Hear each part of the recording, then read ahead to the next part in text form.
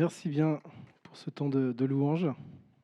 J'ai été encouragé par les chants choisis, par tout le monde qui chante ensemble à la gloire du Seigneur Jésus-Christ.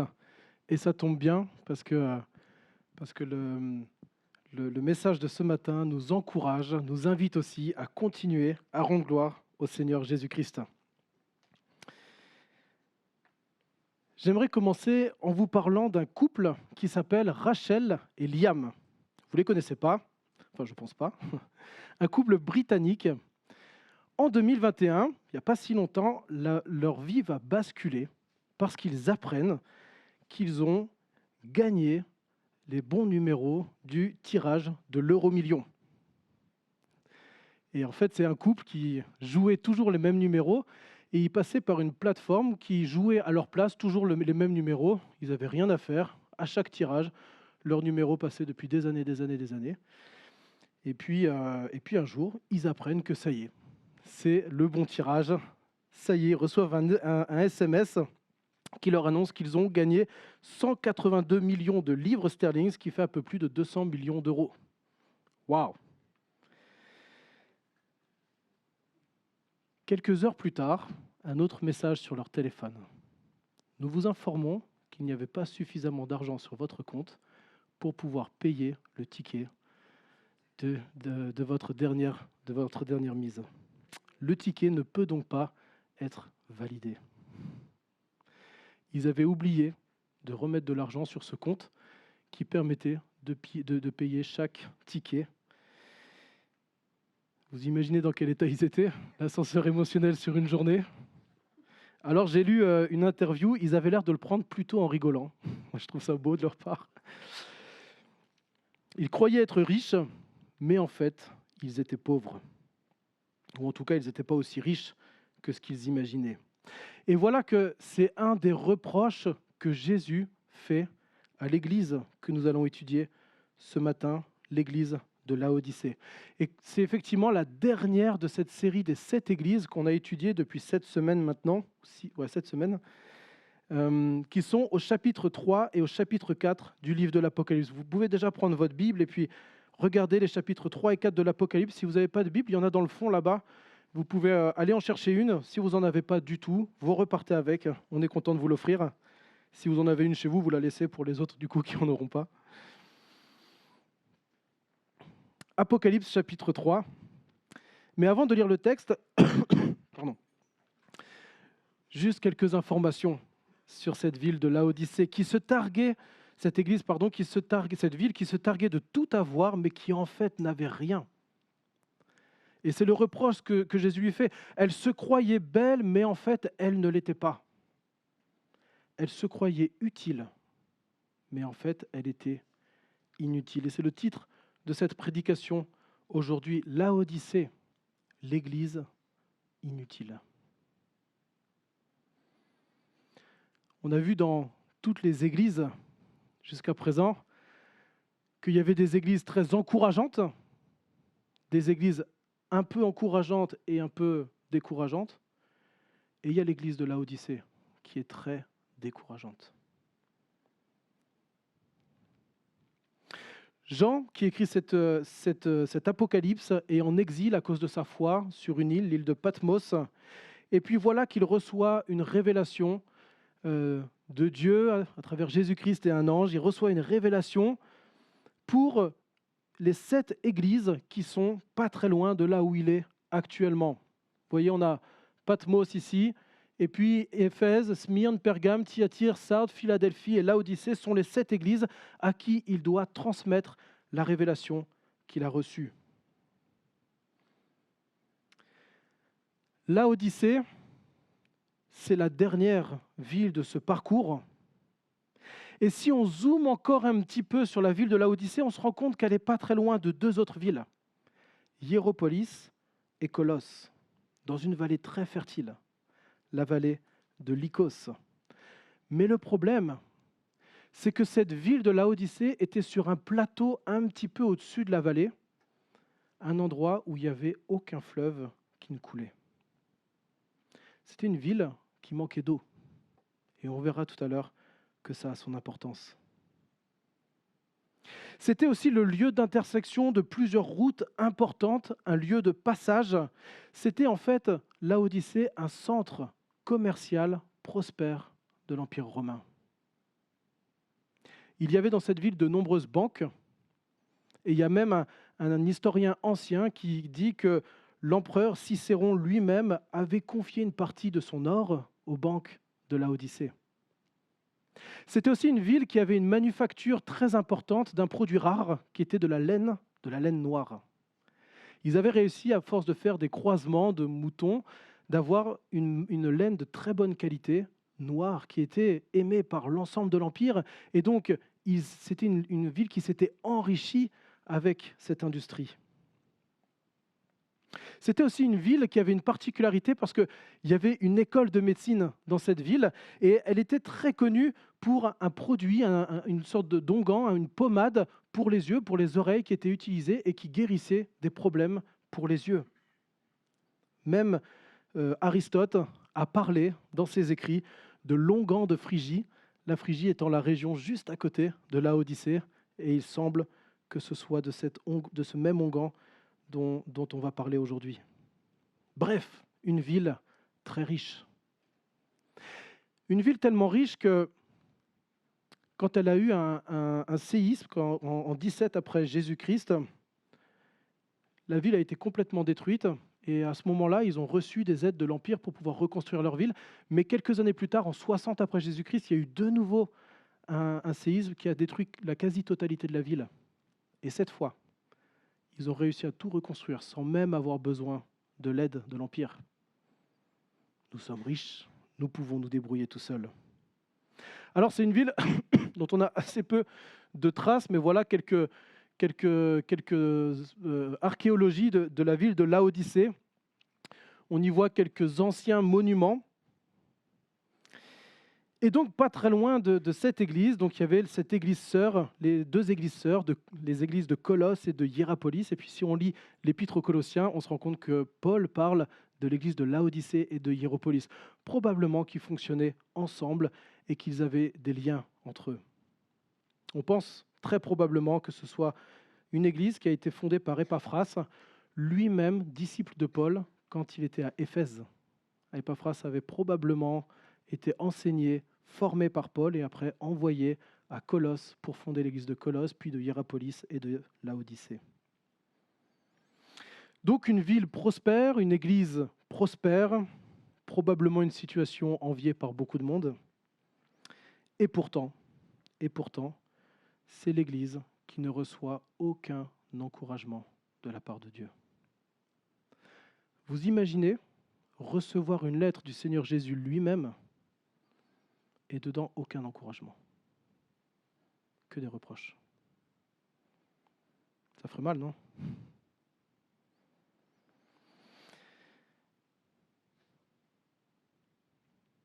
Je vous propose de lire cette lettre avec moi. Et ce qu'on verra, c'est que Laodicée, c'est cette église qui est étrangère à Jésus. Et pourtant, c'est l'église dans laquelle Jésus désire demeurer. Une église étrangère à Jésus dans laquelle il désire demeurer. Prenez avec moi Apocalypse chapitre 3, versets 14 à 22. Écrit à l'ange de Laodicée. Voici ce que dit l'Amen, le témoin fidèle et véritable, l'auteur de la création de Dieu. Je connais tes œuvres, tu n'es ni froid ni bouillant. Si seulement tu étais froid ou bouillant. Ainsi, parce que tu es fidèle et que tu n'es ni froid ni bouillant, je vais te vomir de ma bouche. Parce que tu dis, je suis riche, je me suis enrichi et je n'ai besoin de rien. Parce que tu ne sais pas que tu es malheureux, misérable, pauvre, aveugle et nu. Je te conseille d'acheter chez moi de l'or éprouvé par le feu, afin que tu deviennes riche, et des vêtements blancs, afin que tu sois vêtu et que la honte de ta nudité ne paraisse pas, et un collier pour oindre tes yeux, afin que tu vois. Moi, je reprends et je corrige tout ce que j'aime. Aie donc du zèle et repens-toi. Voici, je me tiens à la porte et je frappe. Si quelqu'un entend ma voix et ouvre la porte, j'entrerai chez lui, je souperai avec lui et lui avec moi. Le vainqueur, je le ferai asseoir avec moi sur mon trône, comme moi j'ai vaincu et me suis assis avec mon Père sur son trône. Que celui qui a des oreilles écoute ce que l'Esprit dit aux églises. Excusez-moi. Alors, ce qu'on va voir ce matin ensemble dans cette église, dans cette prédication, on va voir premièrement la révélation majestueuse de Jésus-Christ qu'il fait de lui-même. Et on va voir qu'il y aura même des liens dans tout ce qu'on va dire par rapport au chant qu'on a chanté ce matin. On va voir aussi les reproches que Jésus fait à l'église et puis les conseils qu'il apporte à cette église. Et à la fin, il y aura un temps où on va regarder quel est l'appel de Jésus pour cette église. Et on prendra aussi quelque chose qu'on n'a peut-être pas trop l'habitude de faire dans notre église, un temps d'appel pour réfléchir, nous aussi, où est-ce qu'on en est avec Jésus-Christ. Je vous le dis maintenant, comme ça, vous pouvez déjà réfléchir pendant le temps de la prédication à ce que Jésus vous met sur le cœur ce matin. Alors on commence par cette révélation majestueuse de Jésus-Christ. Écrit à l'ange de l'église de Laodicée, on est au verset 14. « Voici ce que dit l'Amen, le témoin fidèle et véritable, l'auteur de la création de Dieu. » Jésus se présente comme à chaque église en citant certains de ses attributs, et des attributs qui sont toujours en lien avec la problématique de l'église. Il commence à se présenter comme l'Amen. Amen. Alors, on a l'habitude de dire Amen après des prières. Et parfois, on ne sait même pas trop ce que ça veut dire. Amen, en hébreu, ça veut dire « je suis d'accord », c'est littéralement assuré, établi. Ainsi soit-il, c'est vrai, on pourrait traduire tout ça comme ça. C'est une injonction qu'on peut dire après la prière pour dire « oui, cette prière, elle est belle et je la prends pour moi aussi. Je la porte avec le frère, la sœur qui a prié. Je la porte aussi devant le Seigneur. » Mais là, Jésus se présente lui-même comme l'Amen. Il se présente comme celui en qui tout est vrai. Et il y a un autre endroit où le terme Amen est lié à Jésus-Christ aussi, dans 2 Corinthiens 1,20, où c'est écrit, Paul insiste à ce moment-là sur l'accomplissement de toutes les promesses de l'Ancien Testament qui sont effectivement des vérités qui s'accomplissent en Jésus-Christ. Même les promesses de l'Ancien Testament sont des vérités que Jésus accomplit, parce qu'en lui, tout est vrai. Et même Dieu lui-même est appelé l'Amen. Prenez avec moi dans le livre d'Ésaïe, au chapitre 65, le verset 16.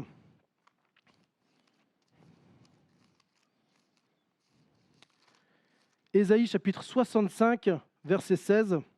Il est écrit « Celui qui voudra être béni dans le pays voudra l'être par le Dieu de vérité, le Dieu de l'Amen, et celui qui prêtera serment dans le pays prêtera serment par le Dieu de fidélité, le Dieu de l'Amen. Car les détresses passées seront oubliées, elles seront cachées à mes yeux. » Là, dans ce texte d'Ésaïe, on voit véritablement que Dieu est celui qui est la vérité, il est celui qui est le Dieu fidèle qui accomplit ses promesses, tout comme Jésus est la vérité, le Dieu fidèle qui accomplit ses promesses et qui accomplit aussi les promesses de l'ancienne alliance. Tout est accompli en lui. Il est le Dieu de la vérité, il est la vérité, il est la fidélité lui-même. L'Amen. Et il rappelle à cette église que moi, le Seigneur Jésus, je suis celui qui t'apporte la vérité, je suis la vérité. Et je suis celui qui est fidèle. Et il insiste un petit peu là-dessus après en disant qu'il se présente aussi comme le témoin fidèle et véritable. C'est comme un peu une explication aussi de ce que c'est que l'Amen. C'est la deuxième fois qu'il se présente comme ça. Jésus, au chapitre 1, on l'avait vu au tout début, il se présente aussi comme le témoin fidèle et véritable, et il le reprendra aussi au chapitre 19 de l'Apocalypse. Mais vous savez quoi ? C'est un terme qui est donné à Dieu aussi, dans Jérémie, chapitre 42, verset 5. À ce moment-là, le peuple souhaite se réfugier en Égypte parce qu'ils sont persécutés par les Babyloniens, ils sont déportés par les Babyloniens, ils se posent la question, qu'est-ce qu'on fait, est-ce qu'on fuit ou pas ? Et ils demandent à Jérémie d'aller voir Dieu et de lui demander ce que Dieu veut. Et Jérémie, le prophète Jérémie, s'engage devant le peuple à demander quelle est la volonté de Dieu. Et le peuple dit à Jérémie que l'Éternel soit contre nous un témoin véritable et fidèle, si nous n'agissons pas selon toute parole que l'Éternel ton Dieu t'aura envoyée pour nous. Dans Jérémie 42, Dieu se présente comme le fidèle, le véritable, pour agir contre son peuple, qui va être rebelle. Parce qu'effectivement, ce peuple ne va pas obéir à Dieu, il va aller en Égypte contre la volonté de Dieu. C'est bien le rôle aussi de Jésus, qui prononce un jugement contre son Église rebelle. Et il choisit ces mots justes, le témoin fidèle et véritable, comme Dieu l'avait choisi dans Jérémie 42. Il se présente aussi comme l'auteur de la création. La parole créatrice de Dieu, celle qu'on voit dès le chapitre 1 de la Genèse. Et ceux qui connaissent un petit peu le Nouveau Testament feront le lien très rapidement avec le premier chapitre de l'Épître aux Colossiens. Prenez avec moi Colossiens chapitre 1, verset 15. On va lire quelques versets ensemble. Colossiens chapitre 1, verset 15.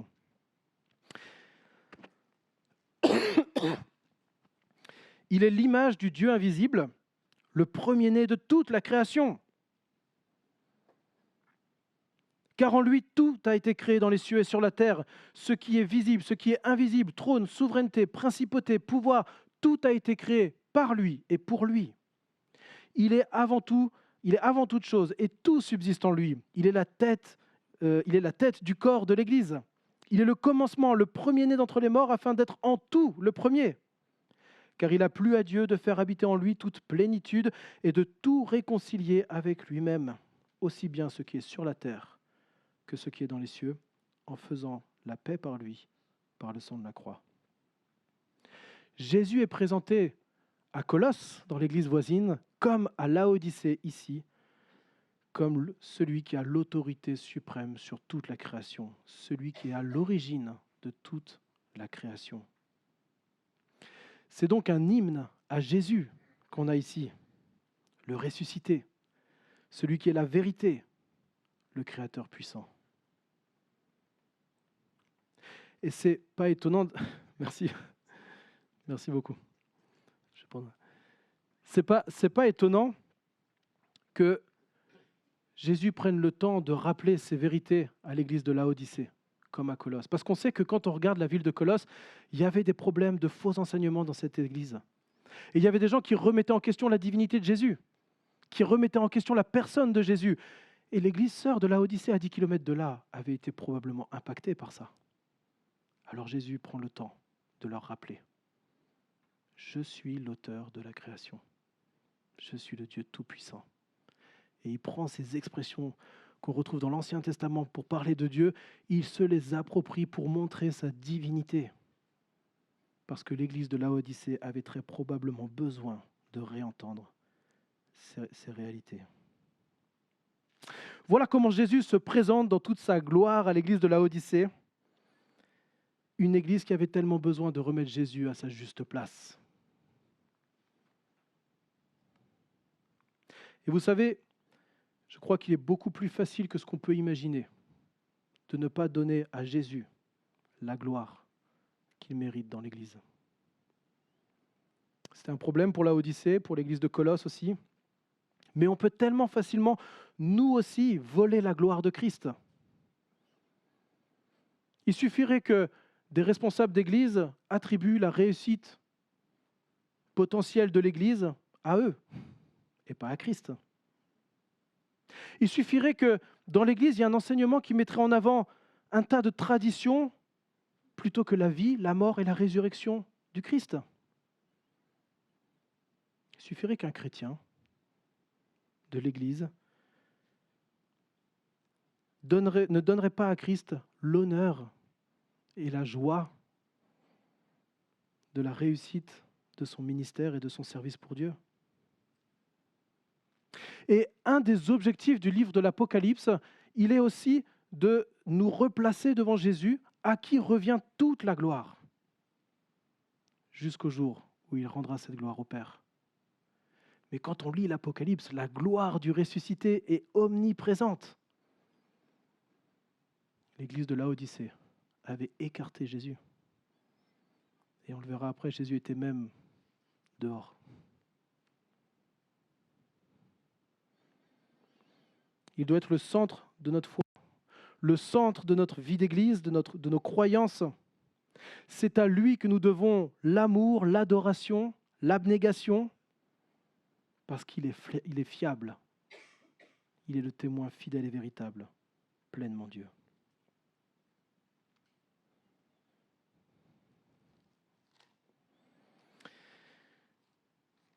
Donc Jésus se présente dans toute sa gloire comme étant l'Amen, le témoin fidèle et véritable, l'auteur de la création de Dieu. Et puis directement après, il va faire des reproches à l'Église. Et habituellement, à ce moment-là, c'est là où il dit des choses encourageantes à l'Église. Et parfois même, c'est des petites choses. Des fois, c'est une église, je ne sais plus en tête laquelle, où il dit c'est n'importe quoi dans ton église, mais il y a quand même une ou deux personnes qui ne se sont pas souillées avec les autres. Et il arrive à voir, et il montre même les petites choses encourageantes dans l'église. Mais là, il n'y a rien qui puisse être dit de bon de cette église. Et Jésus va leur faire 2 reproches. Regardez le verset 15 et 16 avec moi. Il dit « Je connais tes œuvres, tu n'es ni froid ni bouillant. Si seulement tu étais froid ou bouillant, ainsi parce que tu es tiède et que tu n'es ni froid ni bouillant, je vais te vomir de ma bouche. » Pardon.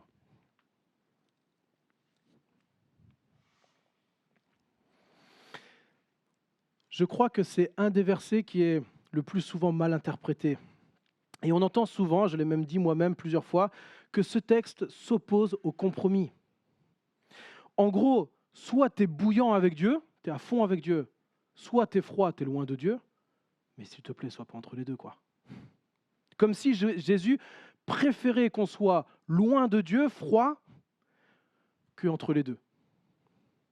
Alors qu'en fait, Dieu a en horreur des deux. Les deux sont en horreur à Dieu. Ce sont 2 choses qui l'attristent tout autant. Et en fait, c'est l'archéologie qui nous a aidé à comprendre le sens de ce verset. Parce que Laodicée, c'était une ville, comme on l'a dit tout à l'heure, qui n'avait pas de source d'eau qui coulait en son sein, et donc elle devait aller chercher l'eau plus loin.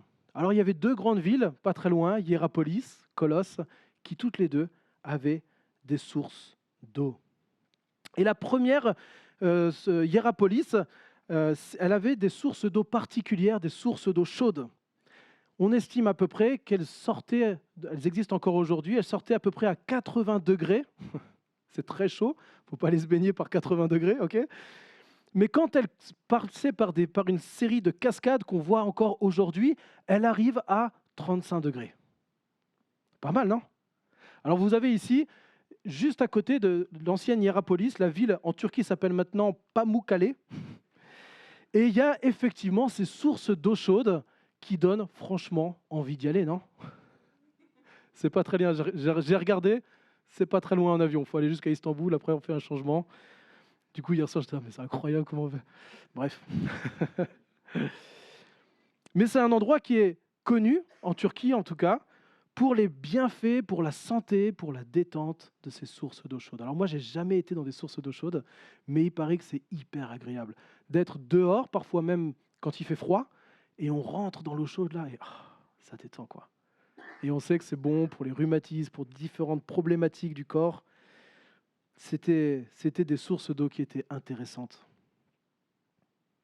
Le problème, c'est que quand l'église de Laodicée va chercher ses sources à 10 km de là, et qu'elle fait un système d'irrigation jusqu'à Laodicée, l'eau elle n'est plus à 35 degrés.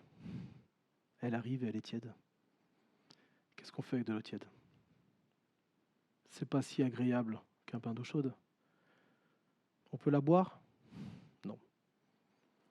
Donc l'eau arrivait à Laodicée, elle était tiède. Et l'eau tiède, c'est pas bon. Et ce n'était pas une eau qui était en plus très bonne parce qu'elle était pleine de calcaire, de sel aussi. Il y avait plein de nutriments dedans qui faisaient que si on en buvait trop, en fait, on allait vomir. Alors il y avait une autre ville à côté, la ville de Colosse, et avec d'autres sources d'eau qui cette fois étaient fraîches. Mais quand on va chercher l'eau et qu'on fait un système d'irrigation de 10 km au Moyen-Orient, l'eau fraîche de Colosse, quand elle arrive à Laodicée, elle est tiède. Et elle n'est pas bonne non plus.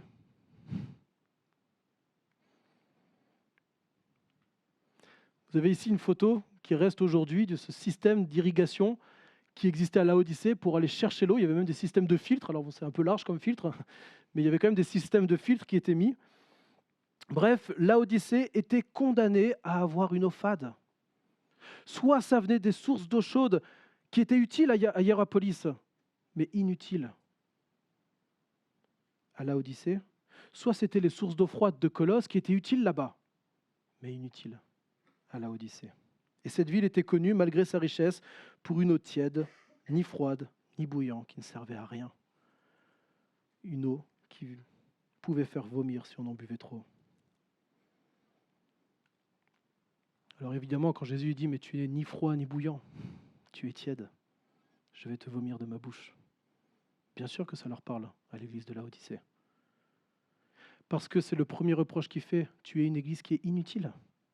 Tu as perdu de ton intérêt, tu n'as pas de saveur. Tu es une église en fait qui me dégoûte et qui me fait vomir. Les mots sont presque choquants et pourtant ils sont bien ceux de Jésus. Et le rôle de l'Église d'avoir de la saveur dans le monde, de porter l'odeur, le goût de l'Évangile, cette bonne odeur pour certains, ou cette odeur de mort pour d'autres malheureusement, mais l'Église a ce rôle de porter l'odeur, de porter le goût. Une Église ne doit pas être fade. Dans Matthieu 5, Jésus dit « C'est vous qui êtes le sel de la terre. Mais si le sel devient fade, avec quoi le salera-t-on ? Il n'est plus bon qu'à être jeté dehors et foulé aux pieds par les hommes. C'est vous qui êtes la lumière du monde. Une ville située sur une montagne ne peut être cachée. On n'allume pas une lampe pour la mettre sous le boisseau, mais on la met sur le chandelier et elle brille pour tous ceux qui sont dans la maison. Que votre lumière brille ainsi devant les hommes, afin qu'ils voient vos œuvres bonnes et glorifient votre Père qui est dans les cieux. » Une église saine est remplie de chrétiens qui sont sel et lumière de la terre. Et l'église devient sel et lumière de la terre. Mais si le sel n'a plus de goût, s'il devient fade, si la lumière ne brille pas, à quoi sert l'église ? À rien. Elle est inutile. Alors est-ce que l'église des Halles est utile ou inutile ?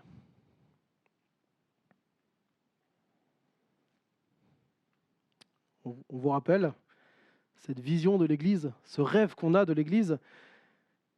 On voudrait que chaque membre de l'église soit impliqué dans la mise en pratique de nos valeurs afin que l'église grandisse et soit en mesure de s'aimer.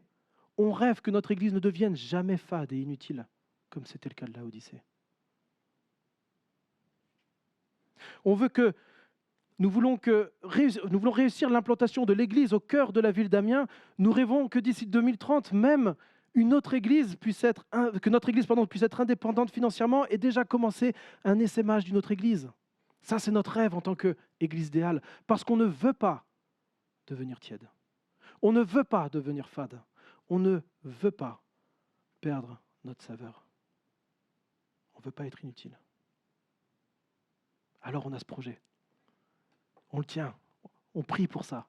On travaille pour ça ensemble. Mais ce n'est pas le projet des anciens ou du conseil d'église ou de 2-3 personnes. C'est notre projet tous ensemble. Une de nos valeurs, briller. Chaque chrétien est appelé à être une lumière dans le monde. Il témoigne de sa foi et agit pour que tous connaissent Jésus-Christ. C'est pourquoi nous voulons encourager le chrétien à briller autour de lui.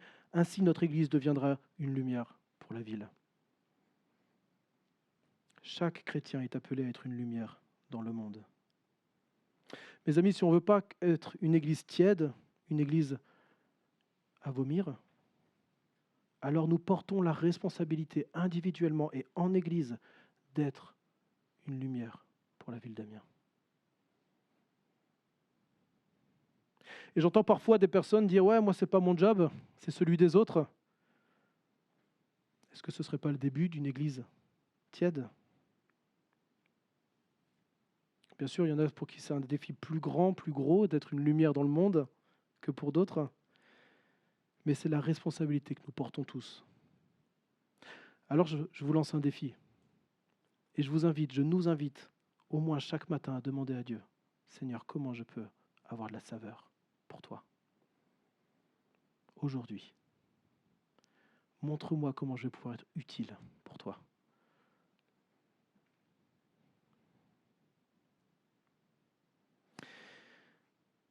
Il y a ensuite un deuxième reproche que Jésus fait. Regardez le verset 17. Parce que tu dis, je suis riche, je me suis enrichi et je n'ai besoin de rien, parce que tu ne sais pas que tu es malheureux, misérable, pauvre, aveugle et nu.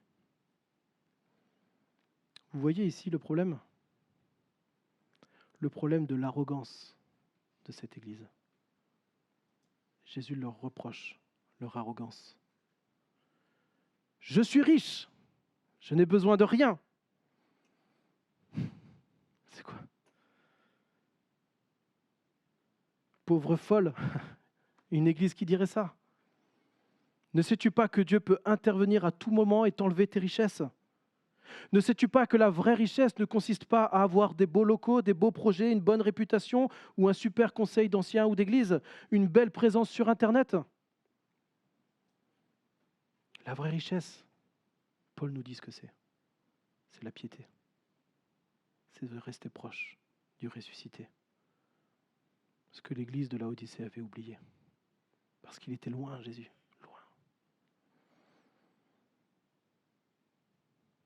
Certes, c'est une grande source de gain que la piété si l'on se contente de ce qu'on a, nous dit Paul dans 1 Timothée 6. Nous n'avons rien apporté dans ce monde, comme aussi nous n'en pouvons rien emporter. Si donc nous avons la nourriture et le vêtement, cela nous suffira. Mais ceux qui veulent s'enrichir tombent dans la tentation, dans le piège, dans une foule de désirs insensés, pernicieux, qui plongent les hommes dans la ruine et la perdition. Car l'amour de l'argent est la racine de tous les maux, et quelques-uns, pour s'y être adonnés, se seront égarés loin de la foi et se sont infligés à eux-mêmes bien des tourments. Combien de fois dans la Bible, Jésus lui-même et d'autres, des prophètes, des apôtres, ont prévenu attention, attention les amis, la richesse. Ça rend arrogant. Ça peut faire penser qu'on n'a pas besoin de Dieu. Et la Odyssée, évidemment, c'était une ville riche, une église riche. Il y avait plusieurs bénédictions. Et dans une certaine mesure, ces bénédictions, elles sont belles, mais ça leur était monté à la tête dans l'église. Je suis riche, j'ai même pas besoin de l'empereur pour reconstruire ma ville. Je peux construire mes locaux tout seul. Et c'est un avertissement pour nous, ça. Merci, décidément, excusez-moi. Hier, j'avais plus de voix et je priais pour que je puisse quand même être là ce matin. Merci Seigneur. Donc c'est un avertissement pour nous ce matin, pour notre Église qui a déjà tellement. Peut-être le trésorier nous dirait oui, mais mais honnêtement, vous savez, il y a des chrétiens qui se réunissent chez les uns, chez les autres parce qu'ils ne peuvent pas avoir de locaux. Et leur maison, c'est des bidonvilles. Il y a des chrétiens qui n'ont même pas de quoi acheter une Bible, de quoi nourrir leurs enfants, de quoi scolariser leurs enfants. Et si nous, on peut aujourd'hui manger à notre faim, être chauffés dans nos locaux, attention à l'arrogance de la richesse.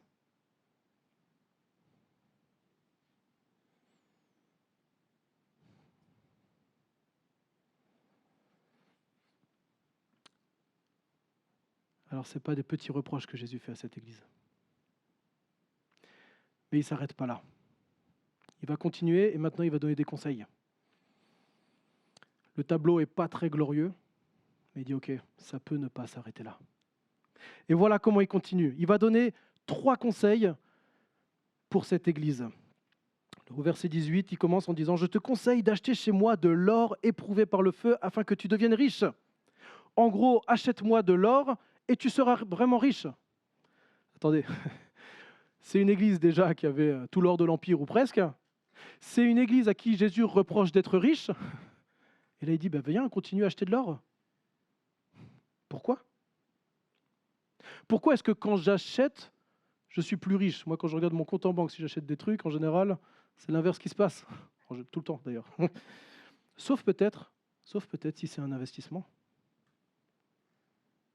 Et là, on parle de business. Et ça parlait aux Laodicéens, le business. En fait, il est en train de leur dire, il y a une manière, si tu veux, d'être rentable. Il va falloir que tu rachètes encore de l'or. Mais attention, ce n'est pas l'or que tu as déjà dans tes caisses. C'est un autre or. Un or purifié. Et cet or, il a véritablement de la valeur. Ce sera un investissement, le plus bel investissement. C'est de l'or qui est éprouvé par le feu, c'est-à-dire qu'il est devenu vraiment pur. Toutes les impuretés ont été enlevées par le feu, et cet or est vraiment pur. Et Jésus est en train de parler là de la vraie richesse, celle qui est parfaitement pure, celle qu'il est le seul à pouvoir offrir. C'est ça dont les Laodicéens avaient vraiment besoin. Ils n'avaient pas besoin de plus d'or, mais ils avaient besoin d'être purifiés. Purifiés de leurs péchés, de leur mauvaise manière de vivre, de leur arrogance. Ils avaient besoin d'être purifiés de leur inutilité pour le royaume de Dieu. Et Jésus est le seul qui détient cette pureté-là. Alors il appelle cette église. Et il lui dit, viens chez moi, achète ma pureté pour que tu deviennes pur à ton tour. Mais tu sais quoi? Tu vas acheter et la facture à la fin, ce sera 0. Parce que moi, j'ai déjà payé. J'ai déjà payé cette facture, je l'ai payée de ma vie. Et c'est ça le prix de la pureté. Quand j'ai pris ton péché sur moi, je suis devenu impur à ta place. Et en mourant et en ressuscitant 3 jours après, j'ai payé cette facture qui te permet à toi de pouvoir être pur. Alors je peux te l'offrir, cette pureté. Viens acheter de l'or pur auprès de moi. Viens auprès de moi, acheter cette pureté, elle te coûtera 0 €. Elle a un coût, mais Jésus-Christ l'a payé. Et donc, aux Laodicéens, mais aussi aujourd'hui aux Amiénois et nous aussi à l'église des Halles ce matin, Jésus nous appelle à être purifiés. Ne restons pas dans l'impureté. Jésus dit, venez à moi, achetez gratuitement chez moi cette pureté pour que tu sois véritablement riche. Et on ne parle pas de compte en banque. Cette richesse d'une vie nouvelle que Jésus a en sa possession et qu'il donne à celui qui vient à lui. Deuxième conseil. La suite du verset 18, il dit « Je te conseille de venir chez moi et d'acheter des vêtements blancs, afin que tu sois vêtu et que la honte de ta nudité ne paraisse pas. » Vous vous rappelez quelle était une des sources de business de la ville? La laine noire. Et Jésus dit, mais c'est pas ça en fait dont tu as vraiment besoin. Ce n'est pas des beaux habits, mais c'est un vêtement blanc. Ça n'a rien à voir avec ce que toi tu peux te payer. Ça n'a rien à voir avec ce que toi tu peux faire. Mais moi je peux te couvrir réellement. Pas juste avec des habits, si beaux et si nobles soient-ils, mais je peux te couvrir de ma justice. Je peux couvrir ce qui fait ta honte, la nudité. Et ça nous rappelle ce texte de Genèse chapitre 3, quand le péché arrive, quelle est la première conséquence du péché sur Adam et Ève? La honte de leur nudité. Ils vont essayer de se couvrir. Ils n'avaient pas de la laine noire. Ils avaient des feuilles sur un figuier qui traînaient. Alors ils essayent de se couvrir. Mais ça ne suffit pas. Et Jésus va prendre un animal, le sacrifier, pour qu'il puisse être couvert d'habits de peau. Le sang a dû couler pour que la honte de leur péché soit couverte. Jésus est en train de nous dire la même chose. Il a versé son sang pour que nous soyons couverts par sa justice, à tel point que nous n'avons plus à craindre les conséquences terribles de notre péché, parce que nous sommes couverts de la justice de Christ. Et ça, on le retrouve dans l'Apocalypse. Apocalypse chapitre 6, verset 11. Une robe blanche fut donnée à chacun d'eux, les chrétiens martyrs, et il leur fut dit de se tenir en repos quelque temps encore, jusqu'à ce que soient au complet leurs compagnons de service et leurs frères qui allaient être mis à mort comme eux. Un peu plus loin, Apocalypse chapitre 7, verset 9, après qu'il y ait une vision du peuple entier de l'ancienne et de la nouvelle alliance, c'est écrit Après cela, je regardais, voici une grande foule que nul ne pouvait compter, de toute nation, de toute tribu, de tout peuple, de toute langue. Ils se tenaient devant le trône de l'agneau, vêtus de robes blanches et de palmes à la main. Alors l'un des anciens a pris la parole et me dit, ceux qui sont vêtus de robes blanches, qui sont-ils et d'où sont-ils venus? Je lui répondis, mon Seigneur, tu le sais. Il me dit, ce sont ceux qui viennent de la grande tribulation. Ils ont lavé leurs robes et l'ont blanchi dans le sang de l'agneau. Jésus demande à l'église de Laodicée, conseille à l'église de Laodicée, et par là nous conseille à nous aujourd'hui de porter ce vêtement blanc qui couvre les conséquences terribles du péché.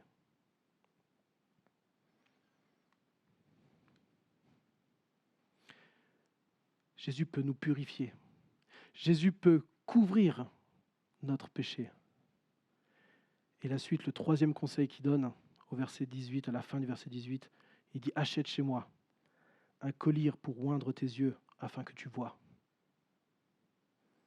Vous vous rappelez la troisième chose qui faisait la richesse de la ville?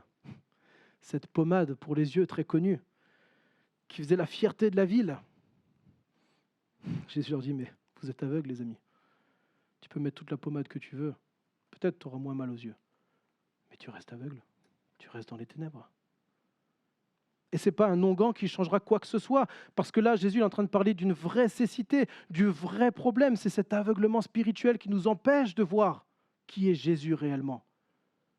L'église de Laodicée ne voyait plus qui était Jésus. Alors Jésus appelle, viens à moi, achète ce collier dont tu as besoin. Encore une fois, la facture elle est payée, 0 €. Mais je peux illuminer les yeux de ton cœur. Je peux t'illuminer pour que tu sois dans la vérité, parce qu'il est la lumière, la vérité et la vie.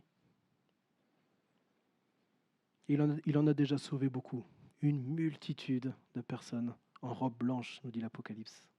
Des personnes qui étaient perdues, impures, injustes, dans les marécages de leur vie, loin de Jésus, comme Paul par exemple, qui l'a rendu aveugle pour pouvoir lui ouvrir la vue, la vraie vue, la vue physique, mais surtout, il a pu comprendre le message de l'Évangile. Il a été baigné de lumière. Il y a cet aveugle de naissance dans Jean chapitre 9 qui vient voir Jésus. Jésus lui donne la vie. Mais quand on voit le cheminement de cet homme qui à la fin adore Jésus-Christ, le Messie venu, lui, il a eu le bon onguent, la bonne pommade, le bon collier pour les yeux. Pas uniquement la guérison physique, mais il a vu le Seigneur Jésus tel qu'il était.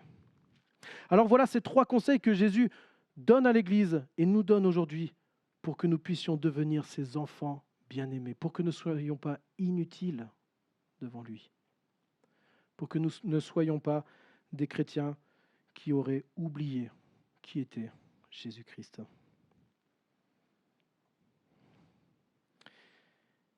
Et il termine avec un appel au verset 19 et 22. Jésus, après avoir donné ses conseils pour ne plus être inutile et arrogant, il appelle maintenant l'Église de Laodicée à prendre acte de ce qu'il a dit. Et il commence par donner une parole de grâce. Il dit au verset 19, « Moi, je reprends et je corrige tout ce que j'aime. Aie donc du zèle et repens-toi. » Oui, c'est une parole de grâce que d'être repris. C'est une grâce que d'être repris et corrigé par Dieu. Parce que ça, c'est une preuve irréfutable de son amour.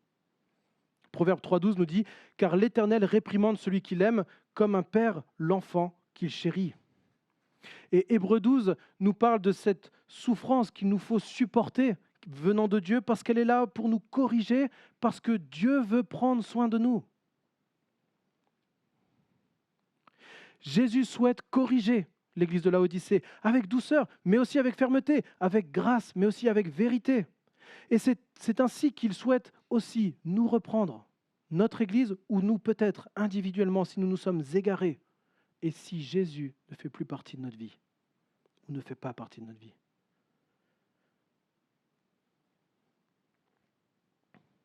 Notre responsabilité consiste à avoir du zèle pour nous repentir. Appeler péché ce que Dieu appelle péché. Humblement reconnaître le mal que nous avons fait à Dieu, reconnaître que nous avons éloigné Jésus de notre vie. avouer nos fautes, ne rien lui cacher, demander pardon pour notre arrogance, et regarder ensuite à la croix pour y admirer son pardon, son amour, sa justice, qui nous couvre, qui nous purifie et qui nous illumine. Spurgeon disait, « Pour un regard sur mon péché, j'emporte 1000 sur la croix. » Donc c'est une parole de grâce. Repens-toi, aie du zèle pour te repentir. Et puis ensuite, c'est une invitation. C'est une invitation. Il dit au verset 20, « Voici, je me tiens à la porte et je frappe. Si quelqu'un entend ma voix et ouvre la porte, j'entrerai chez lui, je souperai avec lui et lui avec moi. » Un verset bien connu de la Bible qui, si vous avez déjà partagé l'évangile autour de vous, vous l'avez peut-être déjà utilisé. L'église de Laodicée était tellement préoccupée par ces affaires qu'elle n'entendait même plus l'appel de Jésus qui était en dehors de l'église et qui frappait à la porte en disant « Mais laissez-moi entrer, laissez-moi venir au centre de votre vie d'église. » Imaginez Jésus qui frappe à la porte et on est tellement préoccupé par nos richesses ou par je ne sais pas quoi qu'on n'entend même pas que le Seigneur est là en disant « Mais laissez-moi entrer. »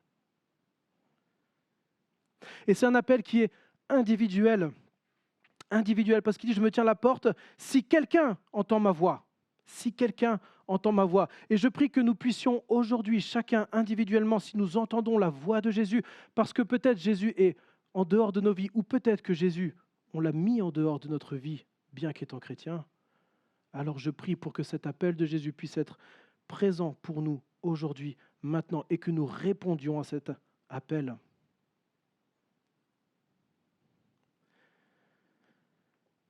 Celui qui entend sa voix, qui ouvre la porte à Jésus, la porte de sa vie à Jésus, alors Jésus entre et on peut vivre l'intimité avec le Créateur, l'Amen, le témoin fidèle. Il vient souper avec nous, nous avec lui. Jésus ne refuse jamais ses grâces, et en particulier celle du salut pour ceux qui l'accueillent avec foi.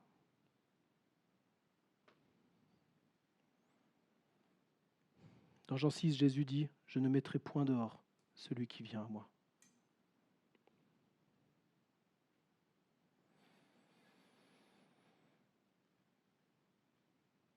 Et enfin, c'est une parole d'espoir qui arrive. Cette parole d'espoir, elle est au verset 21. « Le vainqueur, je le ferai asseoir avec moi sur mon trône, comme moi j'ai vaincu et je me suis assis avec mon Père sur son trône, que celui qui a des oreilles écoute ce que l'Esprit dit aux églises. » Quelle belle promesse pour le vainqueur. Le vainqueur, c'est celui qui a écouté les avertissements du Seigneur et qui aura obéi. Celui qui aura eu du zèle pour se repentir et qui aura placé sa foi en Jésus-Christ pour qu'il puisse purifier, couvrir de sa justice, illuminer notre vie. Et alors, qu'est-ce qui se passe ? Qu'est-ce qui se passe ? Ce n'est pas uniquement Jésus qui vient s'asseoir à notre table, mais c'est Jésus qui nous invite à nous asseoir avec lui sur son trône. Waouh !